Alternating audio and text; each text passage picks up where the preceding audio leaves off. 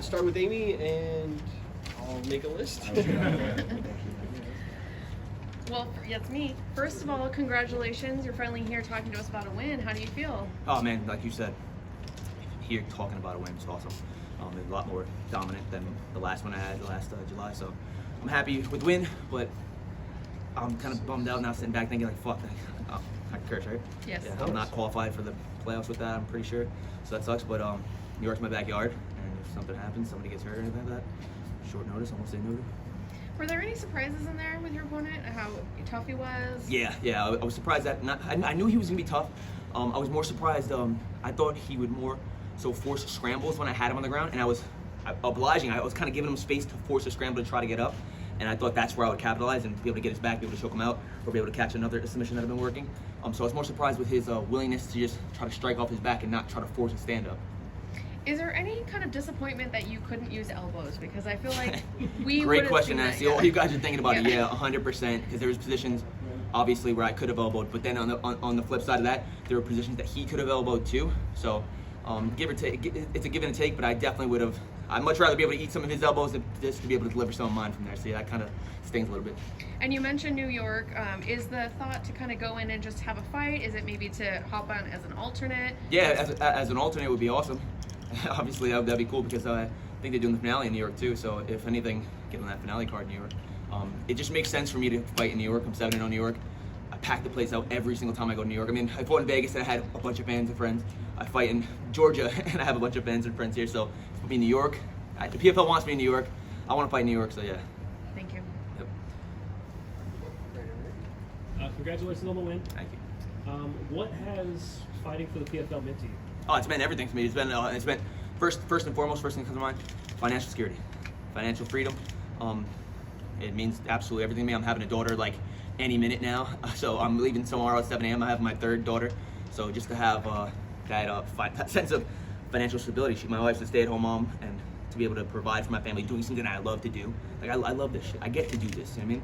Not a lot of people get to do what I do, and you're backstage every time. You're like, why do I do this? Like the comfort zone is so comfortable. I can just stay home and get a 9 to 5. Like, but nothing great ever comes from the comfort zone. And when I'm on my deathbed looking back, these are the moments that I'll remember. Those moments that I was scared, I was nervous, and it's more so not nervous about the fight, just nervous about failure.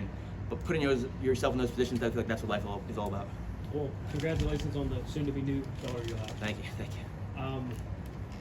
You know, you've had a pretty storied career just up until this point. Not only do you know there's a lot left, but what do you think your legacy is to this point and the message you've sent to the fans?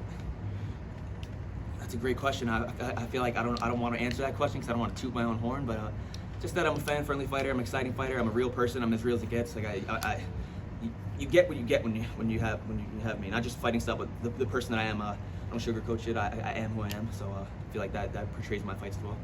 Did it take a while to adjust to the PFL format, or was that a format you looked at and said that's geared to me? I want to say I adjusted quick because the fight week and all that stuff has been super smooth, but the actual structure of it is way different. Obviously, I'm fighting every 10 weeks, so that is something I have to get used to. So I feel like I'm just getting started here. It's only my second fight in the PFL, just getting warmed up.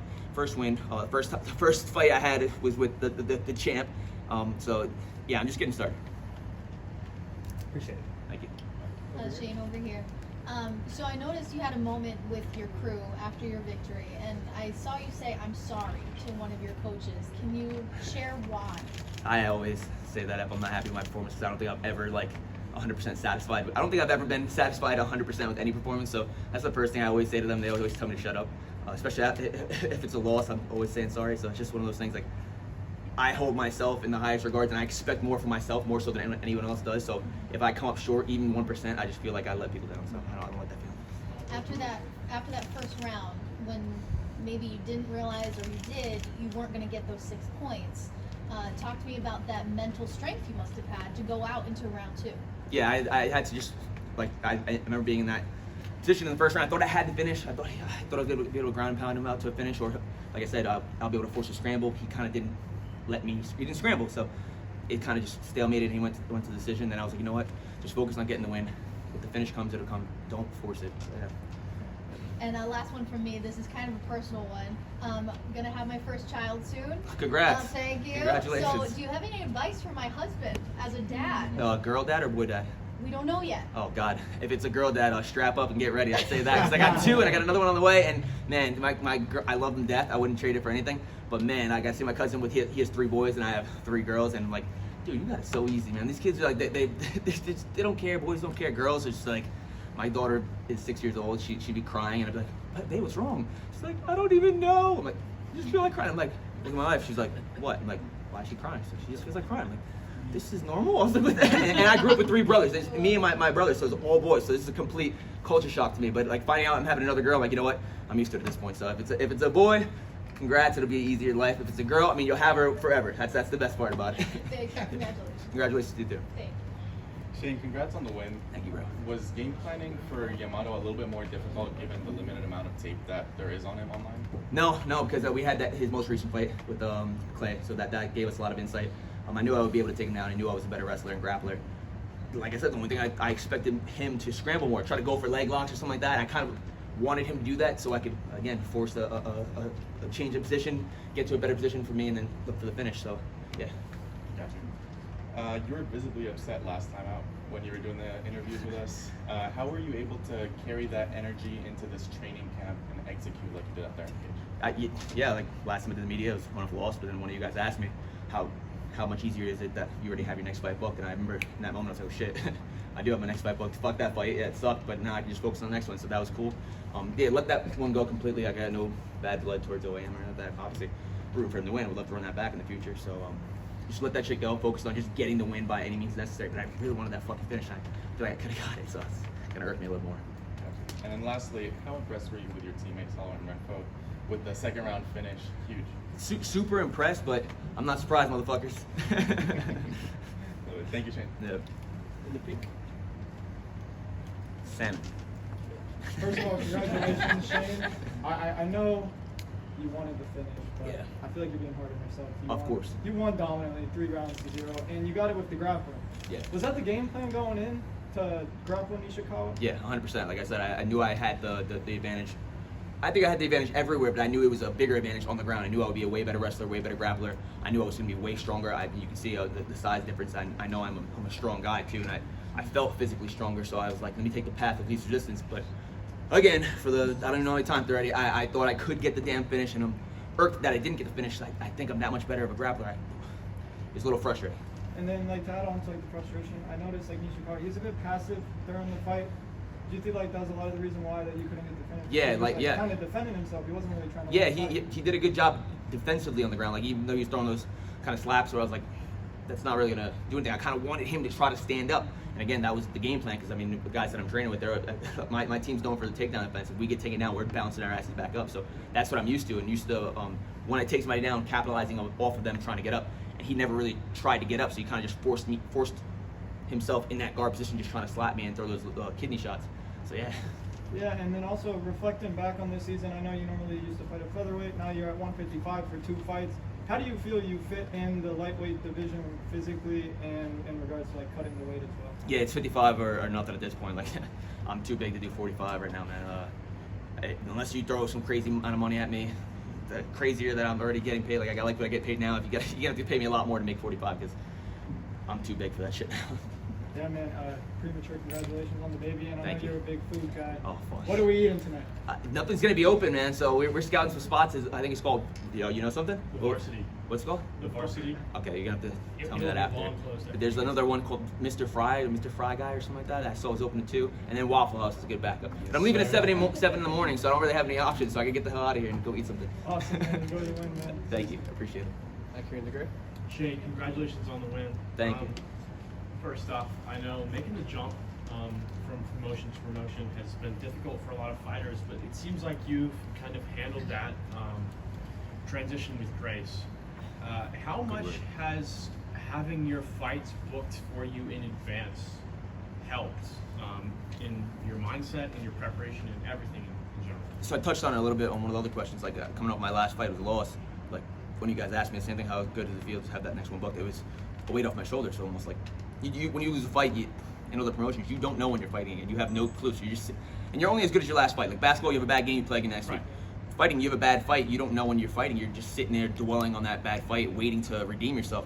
Having that next fight booked already and having that schedule laid out, as grueling as it is, physically and mentally, coming off a loss, it was nice. You know what I mean?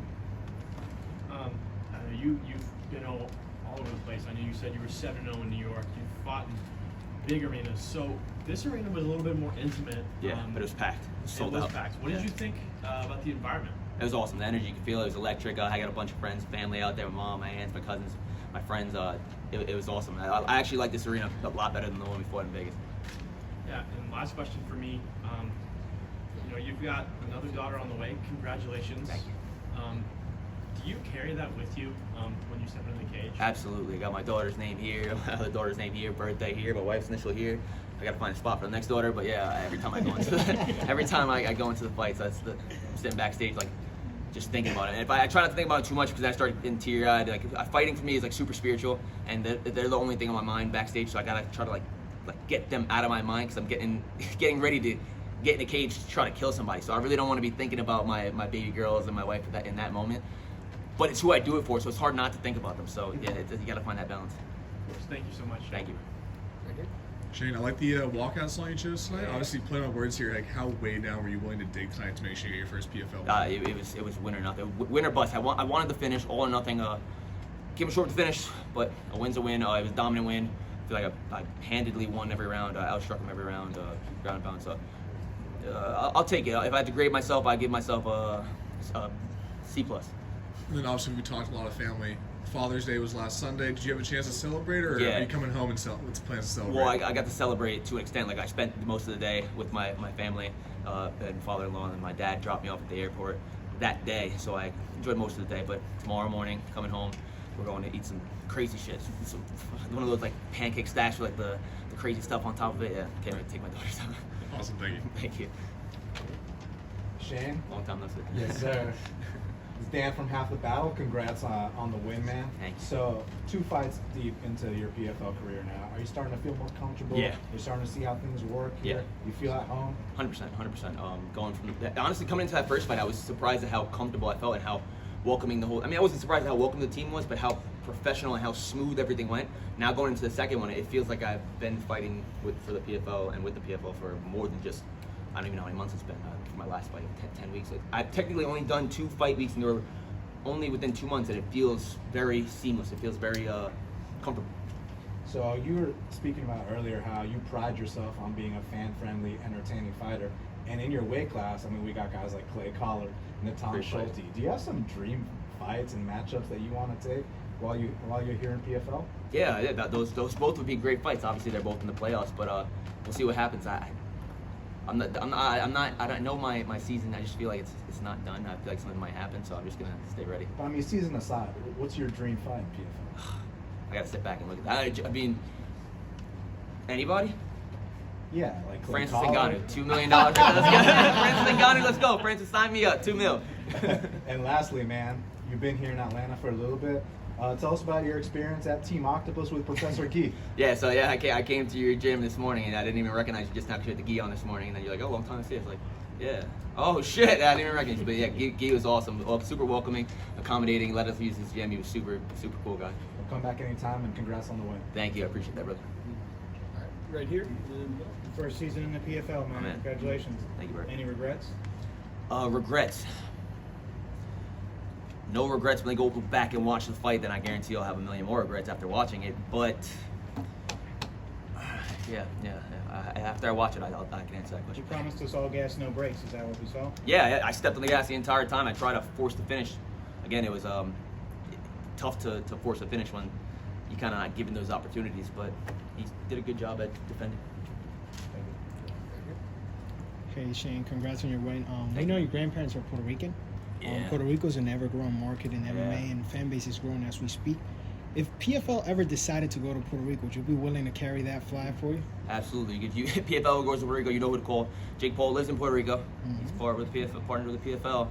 Finale in Puerto Rico. Come on. My dad's got a family there.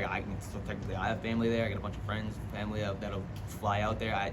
in November too, like to get away from the New York winter, I'll pack that place out like it was New York. Everybody will make an excuse to have a nice vacation out of it. Thank you. Congratulations. Thank you. Any more for Shane? I have one question, super lighthearted. Would you rather have a permanent paper cut on your finger or a blister on your foot? It's got to be the paper cut on the finger because a blister on the foot fucking sucks, especially in training. We all have had blisters on our feet, so like when you sometimes walk in the wrong spot, you can't push off. So yeah, paper cut. Cool. And then can I just have you pose for our winner's photo? Yep.